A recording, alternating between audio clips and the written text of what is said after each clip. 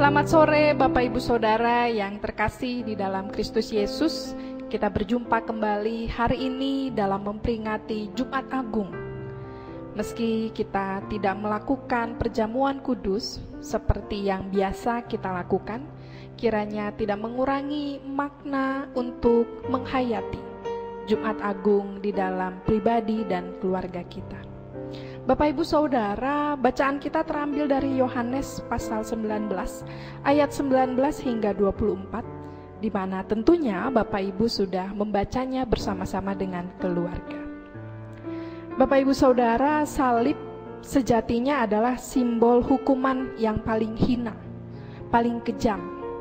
Hingga orang yang tersalib pada saat itu pasti menjadi ajang cemoohan orang banyak. Jadi ajang pembicaraan orang banyak. Mereka yang tersalib pada saat itu pun akan berupaya untuk menyembunyikan wajahnya dari pandangan orang. Tetapi ini berbeda dengan yang Yesus lakukan. Dia tidak menyembunyikan wajahnya, dia menatap orang-orang yang mengerumuninya, mengelilinginya, baik mereka yang bersedih karena dia, atau mereka yang bersorak-sorai karena dia akan disalibkan. Sehingga dari sini kita diperlihatkan dua sisi dari salib Yesus. Salib yang bukan hanya menceritakan tentang kekerasan, bukan hanya menceritakan tentang penindasan atau penganiayaan, tetapi salib juga menceritakan tentang cinta kasih Allah dan solidaritas Allah terhadap manusia. Tulisan yang terpasang di salib itu Yesus, orang Nazaret, Raja orang Yahudi. Tulisan ini diperintahkan oleh Pilatus untuk ditulis dan dipasang di salib Yesus dengan tujuan memperlihatkan kepada orang-orang termasuk pendukungnya, pengikutnya Yesus, bahwa Yesus disalib karena dia sudah mengaku-ngaku sebagai seorang raja. Yesus disalib ini karena mencoba membandingkan dirinya dengan kaisar. Tetapi rencana buruk yang dilakukan oleh Pilatus ternyata tidak berdampak buruk. Justru kita bisa melihat hal baik dari apa yang dilakukan oleh Pilatus pada saat itu. Tulisan tersebut justru semakin membuat kita semakin takjub atas kebesarannya, atas kemuliaannya, serta cinta kasihnya.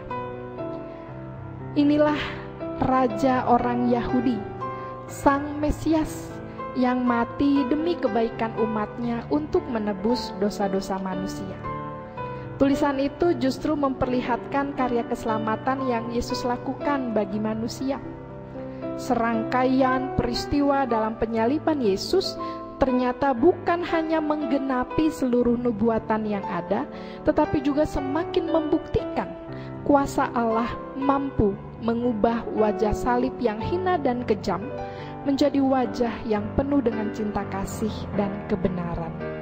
Inilah cinta kasih yang terbesar dari Allah terhadap umatnya. Mari kita berefleksi dari salib ini. Ada dua sisi yang diperlihatkan. Ada sisi kekejaman, ada sisi ketidakadilan, ada sisi penindasan. Tetapi sisi lain salib memperlihatkan kepada kita cinta kasih dan solidaritas dari Allah. Kita berefleksi mulai dari keluarga kita, lingkup terkecil kita. Apakah kita sudah memberikan ruang bagi anggota keluarga kita untuk berbicara, untuk berpendapat, mengungkapkan pikirannya? Atau selama ini mereka terkungkung, mereka hanya harus melakukan apa yang kita perintahkan? Kalau dalam keluarga masih ada ketidakadilan, masih ada kekerasan, masih ada rasa mementingkan ego diri sendiri, baik sebagai seorang suami terhadap istri, terhadap anak-anak, istri terhadap suami dan anak-anak, orang tua terhadap anak, ataupun sebaliknya anak-anak terhadap orang tua, maka kita tidak menghadirkan damai sejahtera di dalam keluarga kita. Salib yang terpasang di rumah kita justru hanya memperlihatkan kekerasan dan penindasan di dalam rumah tangga kita, bukan memperlihatkan cinta kasih dan damai sejahtera yang Allah hadirkan ketika ia disalib. Bapak Ibu Saudara yang dikasihi Tuhan, salib harusnya membebaskan kita dari rasa ketidakadilan. Salib harusnya membebaskan kita dari rasa keinginan untuk menjaga ego atau menjaga gengsi diri sendiri. Salib harusnya mampu membuat kita untuk menghadirkan damai dan sukacita di tengah-tengah keluarga kita. Bapak Ibu Saudara, jangan bersedih kalau hari ini kita merayakan dan memperingati Jumat Agung dalam persekutuan yang kecil di dalam keluarga. Jangan bersedih jika saat ini kita juga belum dapat berkumpul bersama di gereja.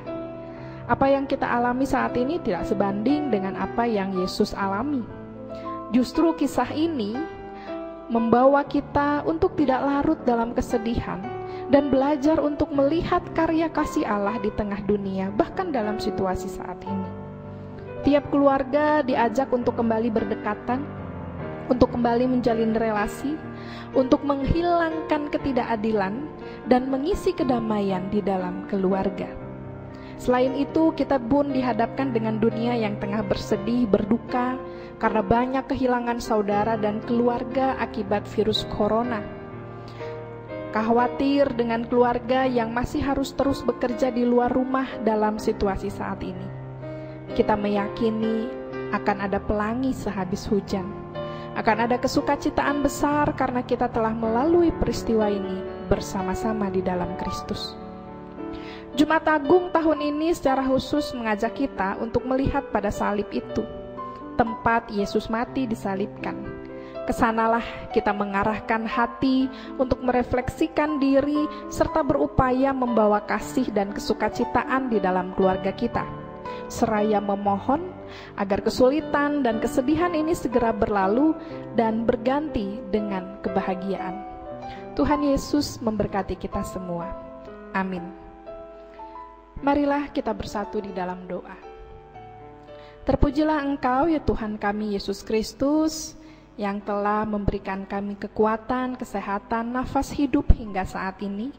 Kami dapat berkumpul bersama keluarga kami masing-masing dan bersama-sama mensyukuri Jumat Agung yang terus kami rayakan hingga saat ini.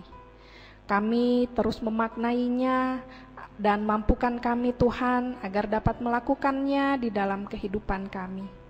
Kiranya kasih Tuhan dapat kami hadirkan, dapat kami bawa di tengah keluarga kami masing-masing. Terima kasih Tuhan Yesus. Amin. Dan kini arahkanlah hati dan pikiran kita kepada Tuhan, kita terima berkat-Nya.